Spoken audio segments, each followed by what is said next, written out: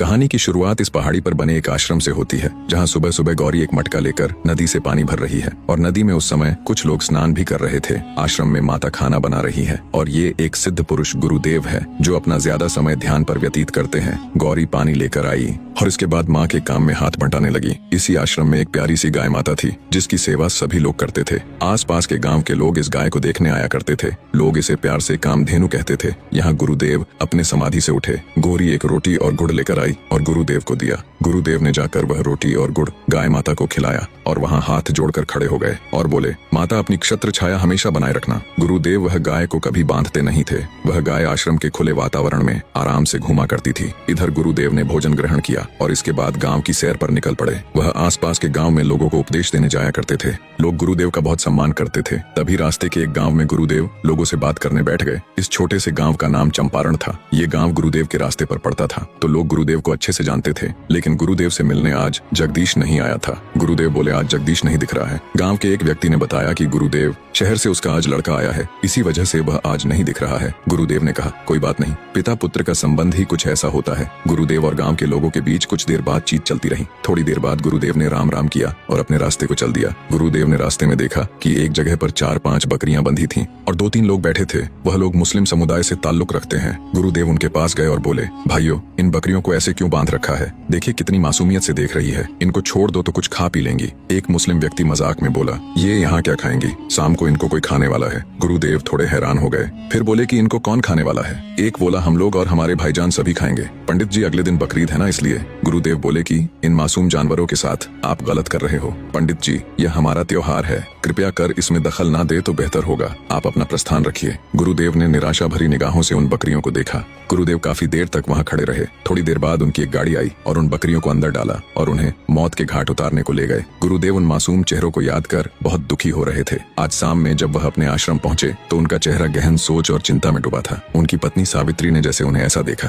तो फौरन उनके पास आई और बोली, क्या हुआ आपको? आज आप चिंतित परेशान दिख रहे हैं। गुरुदेव बिना जवाब दिए शांत बैठ गए। सावित्री की व्याकुलता और चिंता बढ़ती जा रही थी। थोड़ी देर बाद गौरी भी आ गई और माता पिताजी को दुखित देख वह भी दुखी हो गई। आप कुछ बताओ ना, आज आपको क्या हो गया है? गुरुदेव ने हिम्मत कर बताया, सावित्री, यहाँ एक ऐसा भी धर्म है जहाँ उनके त्योहार पर जानवरों को काट कर खाते हैं। इस जग में भगवान ने कितने जीव बना रखे हैं, हर जीव का भोजन भी अलग अलग बना रखा है, लेकिन यहाँ तो जीव जीव को ही खा रहा है। बोलते हुए गुरुदेव की आंखें नम थीं। ये बात सुनकर सावित्री को भी बड़ी हैरानी हुई और उसकी आंखें भर आई। गुरुदेव ने आज रात्रि में खाना नहीं खाया और रात्रि में जब लेटे थे तो उनके सामने वही मासूम चेहरे दिखाई दे रहे थे। आज पूरी रात निकल गई लेकिन गुरुदेव को नींद नहीं आई। सुबह 5 बजे वह नदी में स्नान करने गए और स्नान कर वह मंदिर पहुंचे और भगवान के सामने बैठकर रो रो कर प्रश्न करने लगे, ये कैसी दुनिया बनाई है प्रभु? यहाँ तो लोग एक दूसरे को ही खा रहे हैं। ऐसे में मानव जाति का क्या होगा? ऐसा चलता रहा तो असहाय जानवरों को कौन बचाएगा? क्या आगे इंसान ही दुनिया पर राज करेंगे? क्या तुम्हारा यही न्याय है? तभी एक आकाशवाणी हुई, पार्थ धैर्य बनाए रखो, समय आने पर सब पता चल जाएगा। इसके बाद अचानक गुरुदेव के मन में शांति का अभाव हुआ और फिर प्रणाम करके वह अपने आश्रम को लौट गए। गौरी पहले से ही गुड़ रोटी लिए खड़ी थी। गुरुदेव ने गुड़ रोटी लिया और गाय माता को खिलाया। गुरुदेव ने नजर भर के गाय को देखा। मन में सोचने लगे, ये जानवर किसी से कुछ भी नहीं मांगते और ना ही इन्हें कोई शिकायत है, फिर भी लोगों को इनसे न जाने क्या तकलीफ है। सोच में डूबे गुरुदेव आश्रम के अंदर गए और भोजन ग्रहण किया और आराम करने लगे। इधर रोज की तरह गौरी पानी लेने जा रही थी। उसी समय गांव के 3 लड़के नदी की तरफ घूम रहे थे। गौरी दिखने में भी सुंदर थी तो तीनों लड़के मजाक मजाक में गौरी पर गलत अभद्रता करते। गौरी आज अपने आप को असहज महसूस कर रही थी। लड़के उसे गलत नजरों से देख रहे थे। किसी तरह गौरी वहाँ से अपने आश्रम को गई और जब माँ खाना बना रही थी तो वहीं एक जगह पर उदास बैठ गई। माँ ने पूछा, गौरी बेटा क्या हुआ? तुम ऐसे क्यों बैठी हो? कुछ नहीं माँ, ऐसे ही। बता तो बेटा क्या हुआ? तो वह रोने लगी। माँ ने हैरानी में पूछा, क्या हुआ बता तो। गौरी ने नदी के घाट की सारी घटना बताई कि आज जब मैं पानी लेने गई थी तो 3 लड़के मुझ पर बहुत गलत गलत बातें कर रहे थे और वह रोने लगी। सावित्री ने सोचा, ये क्या हो रहा है? लोग अपने बच्चों को अच्छे संस्कार क्यों नहीं दे रहे हैं? गुरुदेव शाम में जब लकड़ियां लेकर आश्रम आए, इसके बाद सावित्री ने गौरी की बात बताई। गुरुदेव बोले, आज तक ऐसा नहीं हुआ, आज ऐसा क्यों हुआ? गुरुदेव 1 हफ्ते से गांवों में आना जाना बंद कर दिया था। गुरुदेव अगले दिन इसका पता लगाने गांव को गए और अपने शिष्यों के पास बैठे।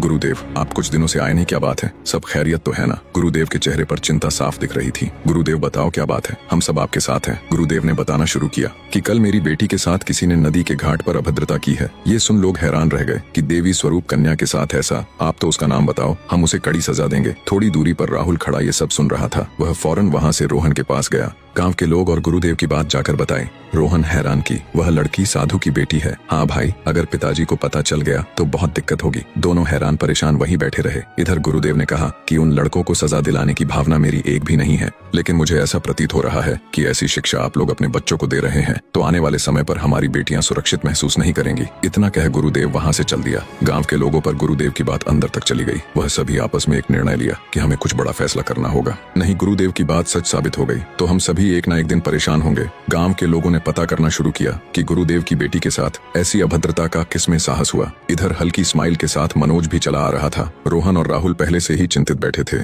मनोज उन्हें देख थोड़ा हैरान हुआ। पास जाकर बोला, दोस्त क्या हुआ, तुम ऐसे क्यों खड़े हो? रोहन ने मनोज को पूरी बात बताई। ये सुन मनोज के पैरों तले जमीन खिसक गई। राहुल बोला, तूने ही पहले उसका आया था। तू बहुत शहर की रीति रिवाज अपना रहा है ना। ये गांव है भाई, यहाँ किसी की बहन बेटी पर गलत करने पर क्या होता है, तुम सोच भी नहीं सकते। मनोज डरते हुए बोला कि दोस्त कुछ उपाय बताओ, नहीं तो मेरे पापा मुझे जान से मार देंगे। मनोज जगदीश का ही लड़का था जो शहर से कुछ समय पहले आया था। इधर गांव के लोग उन लड़कों का पता लगा रहे थे। रोहन बोला कि ऐसा करते हैं, हम लोग फिर से शहर को निकल लेते हैं। मनोज बोला कि हाँ ये बात सही है, किसी को पता भी नहीं चलेगा। राहुल बोला, तुम लोग पागल हो क्या, उस लड़की ने हम तीनों को देखा है। ऐसा करने पर गांव के लोग हम पर शंका करने लगेंगे तो फिर क्या किया जाए दोस्त? राहुल ने कहा, हमें उस लड़की के पास जाकर उसके पैरों में गिरकर माफी मांगनी पड़ेगी, तभी कुछ हो सकता है। दोनों इस बात से सहमत हो गए और कल नदी के घाट पर उसका इंतजार करने लगे। लेकिन वह आज नदी पानी लेने नहीं आई थी। वह तीनों वहीं बैठे रहे। तभी दो महिलाएं बात कर रही थीं कि गौरी बिटिया 2-3 दिन से दिखी नहीं, क्या हो गया होगा। ऐसा करते हैं कल उनके आश्रम चलेंगे, वहीं से पता चलेगा। ये सुन उन लड़कों को और हैरानी हुई कि यार छोटे से कमेंट में उस लड़की ने नदी आना ही बंद कर दिया। मनोज बोला, यार यहाँ के लोग छोटी छोटी बातों को दिल पर ले लेते हैं। राहुल काफी समय से गांव में ही था तो उसने बताया कि भाई शहर की दृष्टि से गांव को देखना बंद करो। दोस्त वो भी यहाँ आना बंद कर दिया, अब क्या करे? राहुल बोला, अब लास्ट एक ही उपाय है। क्या दोस्त, जल्दी बताओ। अब हमें आश्रम में ही चलकर गुरुदेव और उस लड़की के चरणों में गिरकर माफी मांगना पड़ेगा। मनोज चौंक कर बोला कि दोस्त क्या बोल रहा है भाई, एक ही रास्ता है और कुछ नहीं है। अगर गांव के लोगों को पता चल गया तो हमारी खैर नहीं। तीनों ने बैठकर काफी देर तक विचार किया और फिर वह गुरुदेव के आश्रम की तरफ चल दिया। जब वह आश्रम के करीब पहुंचे तो उस समय गौरी आश्रम की सफाई कर रही थी। जैसे गौरी की नजर उन लड़कों पर पड़ी, वह फौरन भागकर अंदर चली गई। पास में खड़ी माँ ने देखा तो वह उन तीनों के पास गई। वह तीनों लड़के झुककर हाथ जोड़कर एक पश्चाताप के भाव से बैठ गए। ये देख सावित्री को थोड़ा अजीब लगा कि ये लड़के ऐसे क्यों बैठे हैं। उसी समय गुरुदेव का आश्रम में प्रस्थान हुआ और सावित्री के पास आकर बोले, ये लड़के ऐसे क्यों बैठे हैं? आश्रम के झोंपड़ी के अंदर से गौरी भी देख रही थी। सावित्री बोली, इनको देखकर गौरी अचानक अंदर चली गई थी तो मैं इनके पास आई तो पता नहीं ये आकर ऐसे बैठ गए हैं। गुरुदेव बोले, बच्चों क्या बात है, तुम ऐसे क्यों बैठे हो? मनोज बोला, गुरुदेव हमसे अनजाने में बहुत बड़ा पाप हो गया है। गुरुदेव हमें जो सजा देंगे हमें मंजूर है। गुरुदेव बोले, आखिर हुआ क्या, हमें भी बताओ। सभी मौन बैठे थे। सावित्री बोली, बेटो हमें बताओ कि आखिर बात क्या है। तब हिम्मत कर राहुल बोला कि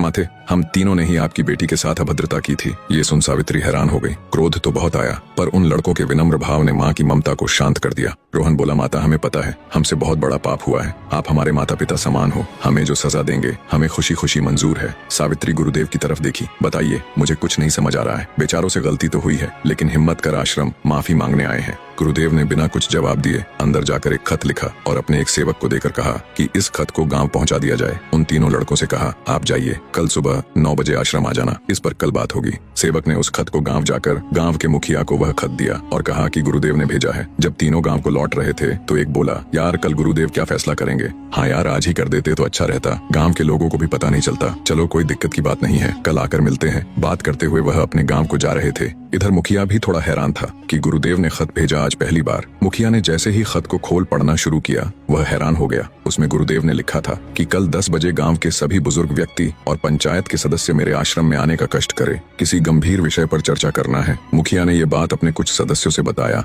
दादू गुरुदेव ने ऐसा खत पहली बार भेजा है, पता नहीं भाया कोई तो बड़ी बात जरूर है। मुखिया ने उस खत के अनुसार सभी गांव के घरों में सूचना पहुंचा दिया। सुबह करीब 8 बजे का समय था। तीनों लड़के आश्रम की ओर चल दिए। आश्रम गांव से थोड़ा दूर था। सभी आश्रम को प्रस्थान किया। आश्रम पहुंचकर देखा तो गुरुदेव ध्यान में लीन बैठे थे। वह तीनों जमीन में हाथ जोड़कर बैठ गए। करीब 10 बज गई। रोहन की नजर पड़ी कि आश्रम में तो पूरे गांव के लोग आ रहे हैं। मनोज और राहुल भी हैरान हो गए कि लोग यहाँ क्यों आ गए। जगदीश ने देखा कि मेरा बेटा यहाँ पहले से उपस्थित है। थोड़ी शंका हुई लेकिन अंदर ही अंदर गर्व महसूस हुआ कि शहर से अच्छी शिक्षा लेकर आया है मेरा बेटा। सभी गांव के लोग गुरुदेव के सामने बैठ गए। जब गुरुदेव ध्यान से उठे, मुखिया ने आदर पूर्वक कहा, गुरुदेव आज हम सभी को बुलाया है, सब ठीक तो है ना? गुरुदेव बोले, सब ठीक तो है, लेकिन आप सभी को बुलाने के पीछे एक कारण है। सभी शांत बैठे गुरुदेव को सुन रहे थे और सबसे ज्यादा डरे हुए वह 3 लड़के थे। गुरुदेव बोले, एक फैसला होना है। उसमें सभी को आना उचित था। गुरुदेव, हम लोगों का फैसला तो आप ही करते हो। नहीं, ये फैसला कुछ ऐसा है जिससे आने वाली पीढ़ी की एक नई दिशा देगा, इसलिए सभी का फैसला करना मैंने उचित समझा। मुखिया बोला, गुरुदेव बताए क्या बात है।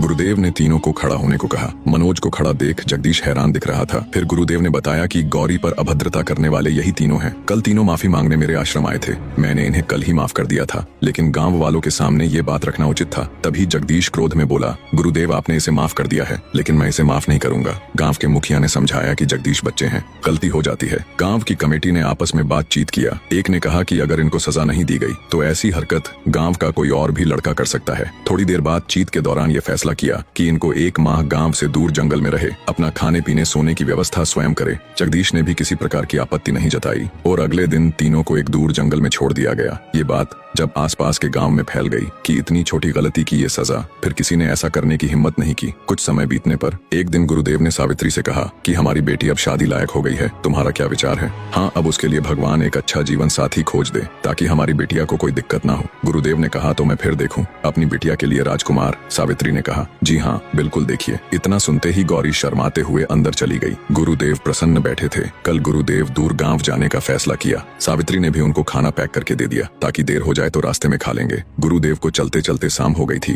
उन्हें एक पते पर जाना था जहाँ एक साधु महात्मा का आश्रम है, जहाँ वो अपनी बिटिया के रिश्ते की बात करना था। लेकिन शाम होने पर वह पास के गांव में रुकना उचित समझा। जब वह गांव गए तो गांव के लोगों ने गुरुदेव के रुकने की अच्छी व्यवस्था कर दी और कुछ लोग मिलने भी आए कि गुरुदेव से कुछ ज्ञान मिलेगा। सभी लोग अपनी अपनी बात कर रहे थे, लेकिन एक गांव का व्यक्ति शांत बैठा था। दिखने में ठीक ठाक व्यक्ति था, पर गुरुदेव से कुछ बोल नहीं रहा था। जब बहुत देर हो गई तो गुरुदेव बोले, शिष्य तुम बहुत परेशान से बैठे हो, कोई समस्या है क्या? उस व्यक्ति का नाम मंगल सेन था, जिसकी गांव के बाहर एक हार्डवेयर की दुकान थी। उसकी एक 10 साल की बेटी और एक 22 साल का लड़का था। मंगल सेन अपनी दुकान से कमाकर अपना घर चलाता था। थोड़ी बहुत खेती बाड़ी थी तो कुछ समय वहाँ भी देता था। गुरुदेव के पूछने पर मंगल सेन ने कहा, नहीं गुरुदेव, कोई दिक्कत नहीं है, मैं तो आप लोगों की बातों को ध्यान से सुन रहा था। गुरुदेव ने उसके चेहरे को पढ़ लिया, कोई तो परेशानी है इस व्यक्ति को, लेकिन इन सभी लोगों के कारण वह खुलकर बता नहीं रहा है। गुरुदेव बोले, तो मंगल सेन आज आपको मेरा एक काम करना होगा। जी गुरुदेव, आज्ञा कीजिए। आज रात्रि का भोजन हमारा तुम्हारे घर से आएगा और तुम लेकर आओगे। जैसी आपकी आज्ञा गुरुदेव। मंगल सेन अपने घर गया और पत्नी से बोला, गुरुदेव आए हैं हमारे गांव, खाना हमारे घर से जाएगा, तुम जल्दी से कुछ अच्छा सा खाना बना दो। उसकी पत्नी ने प्रसन्नता पूर्वक अच्छा खाना बनाया। कुछ समय बाद सभी गांववासी अपने अपने घर को चले गए। इधर मंगल सेन गुरुदेव को खाना लेकर पहुंचा। गुरुदेव ने प्रेम पूर्वक खाना ग्रहण किया और इसके बाद मंगल सेन बर्तन लेकर जाने ही वाला था कि गुरुदेव बोले, शिष्य जरा बैठो, तुमसे बात करना है। मंगल सेन हाथ जोड़कर बैठ गया। गुरुदेव बोले कि तुम्हें कोई चिंता सता रही है, मुझे ऐसा प्रतीत हो रहा है। गुरुदेव, सब आपकी कृपा है। शिष्य, जब तक तुम मुझे अपनी चिंता का कारण नहीं बताओगे मैं उसका समाधान कैसे करूंगा? बहुत हिम्मत जुटाकर मंगल सेन बोला कि गुरुदेव 3 साल पहले की बात है, जब मेरे लड़के ने 12वीं पास की तो वह मुझसे बोला कि पापा मुझे बाहर पढ़ाई करने जाना है। मैंने सोचा बेटा पढ़ लिख जाएगा तो कुछ काम मिल जाएगा। मैं यहाँ ज्यादा मेहनत कर करके उसकी पढ़ाई लिखाई का पैसा दे रहा था, लेकिन गुरुदेव वह शहर में किसी गलत संगत से बिगड़ गया है। गंदी गंदी गालियां देने लगा है और नशा करने लगा है। किसी को गलत गलत कविताएं लिखा करता है और जब भी मैं उसे समझाता हूँ तो बोलता है ये मजाक है पापा, आप नहीं समझोगे। कई बार मेरी पत्नी ने भी समझाया है, लेकिन वह सुधरने का नाम नहीं ले रहा है। गांव के लोग मुझे भी बुरा भला कहते हैं कि थोड़े तो अपने बेटे को अच्छे संस्कार दिया होता तो आज ये ऐसा नहीं होता। गुरुदेव, मैं बहुत परेशान हो गया हूँ, मुझे कुछ समझ नहीं आ रहा है। गुरुदेव ने मुस्कुराते हुए कहा, कल उसे मेरे पास लेकर आना, मैं उसे समझाऊंगा। मंगल सेन बोला, गुरुदेव आपको ना वह कुछ गलत बोल दे तो मैं जीवन में आपको मुंह दिखाने के काबिल ना रहूं।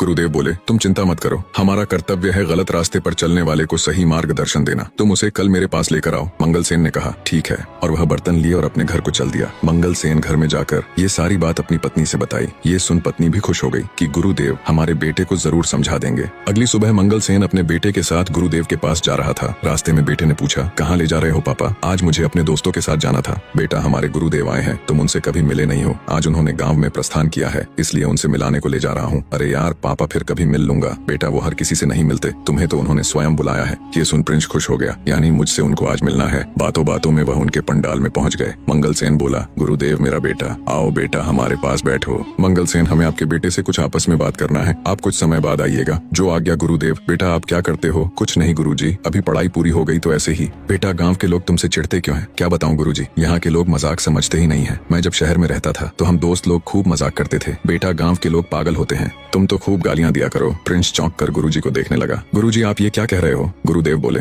मैंने सुना है कि तुम अच्छी कविताएं भी लिख लेते हो। नहीं गुरुजी, वो तो ऐसे ही मजाक लिखता रहता हूँ। गुरुदेव बोले, चलो मैं तुमको एक कहानी सुनाता हूँ, ध्यान से सुनना। ठीक है गुरुजी। एक बहुत बड़े महाकवि थे जिनका नाम कालिदास था। कालिदास का एक ही महाकाव्य है जो अपूर्ण है, पूरा नहीं हुआ, जिसका नाम है कुमार संभव। वह महाकाव्य को उस समय के राजा के पुत्र कुमार के जन्मदिन पर दिया जाना था। कालिदास दिन रात उसे लिख रहे थे। जिस महाकाव्य की बात कर रहा हूँ वह माता पार्वती की भगवान शंकर के विवाह पर आधारित है कि कैसे कुमार पैदा हुए। भगवान शंकर के पुत्र कार्तिकेय इसका ग्रंथ था। कालिदास लिख रहे थे कि माता पार्वती ने कैसे अपर्णा व्रत किया और कैसे उन्हें भगवान शंकर मिले। इसके बाद कैसे माता पार्वती और शंकर जी का विवाह हुआ। यहाँ तक तो ठीक था, लेकिन जैसे ही कालिदास ने माता पार्वती और भगवान शंकर जी के शयन कक्ष का वर्णन प्रारंभ किया, कहते हैं कि ऊपर सरस्वती को माता ने बुलाकर पूछा कि ये कौन मूर्ख है जो माता पिता के अंतरंग बातों को यहाँ लिख रहा है। सरस्वती माता बोली कि ये विश्व का सबसे बड़ा कवि है, ये होगा कवि, पर मैं तुम्हें आदेश देती हूँ कि आज के बाद ये एक शब्द न लिख पाए। कालिदास पक्षाघात से मर गए, लेकिन उसके बाद एक लाइन न लिख पाए। शब्द ब्रह्म है, भगवान है, अगर इसका अपमान करोगे तो सरस्वती तुम्हें एक दिन मिटा देगी। प्रिंस गुरुजी के मुंह से ये बात सुन हक्का बक्का सा रह गया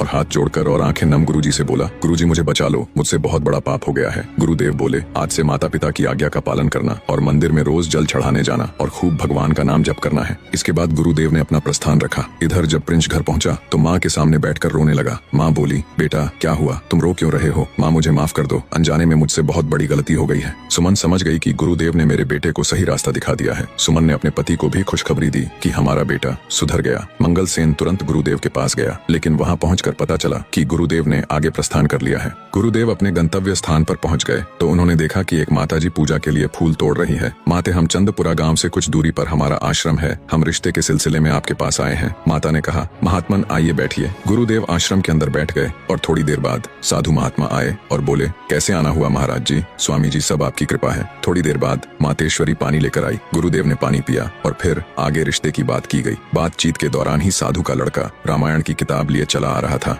गुरुदेव बोले कि बालक कहाँ से आ रहे हैं? साधु महात्मा बोले, आज पास के गांव में रामायण का कार्यक्रम था तो सुबह आज वहां गया था। लड़के ने आदर पूर्वक प्रणाम किया और कुछ बातचीत होती रही। गुरुदेव को बालक का स्वभाव बहुत पसंद आया। मन ही मन उन्होंने बेटी का हाथ देना उचित समझा। साधु महात्मा बोले कि किसी शुभ दिन हम आपके यहाँ आते हैं और रिश्ता पक्का करते हैं। गुरुदेव ने कहा, स्वामी जी का इंतजार रहेगा, और फिर वह अपने आश्रम को प्रस्थान किया। लौटते समय भी उन्हें शाम हो गई थी तो आज गुरुदेव को एक और गाँव में रुकना पड़ा। उस गाँव के लोग भी गुरुदेव को अच्छे से जानते थे, तो जैसे गुरुदेव को देखा तो फौरन उनके रुकने की व्यवस्था की और फिर रात को गांव के कुछ लोग उनके पास आए कि गुरु से कुछ ज्ञान मिलेगा। बातचीत के दौरान गुरुदेव को गांव के एक व्यक्ति ने बताया, गुरुदेव हमारे गांव में 6 माह पहले। कहानी का अगला अध्याय भी जल्दी ही आएगा। हमारे साथ